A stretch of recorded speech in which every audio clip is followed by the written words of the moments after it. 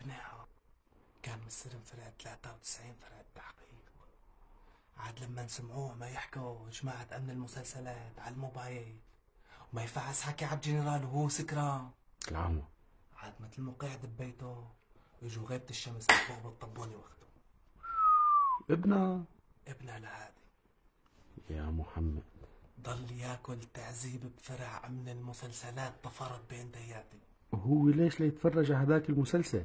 لأنه حمار. بي يا حيوان معمر فيلا من كنف الجنرال مزبوط. وكنت راكب سيارتك وما حدا قدك. لك عن صوتك هلا بسمعه. اسا ما انتوا في دقن الجنرال. عيب. ولك انت قد قدوا للجنرال يا حيوان. عيب. عاد روحوه بخبر كان.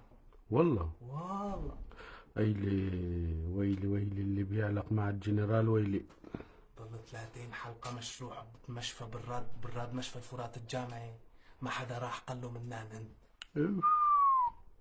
راح دفنوا الجنرال وعطاهن ما عطاهن غير رقم قبره وهاويته. قال انه هو مقبور بمطرح كذا بدكم تروحوا تجيبوه. روحوا تجيبوه. وجابوه؟ ما جابوه وبضيعته من دفن. العمى والله صعبي. وهو الحق على هو اللي شو يتفرج على ذاك المسلسل. ايه وعشو تطول لسانك. ايشو الجنرال اما خيبيك. الجنرال اذا له معك 5 ورقات بعد 10 حلقات بده يرجع يطيبك فيها بعد 10 حلقات.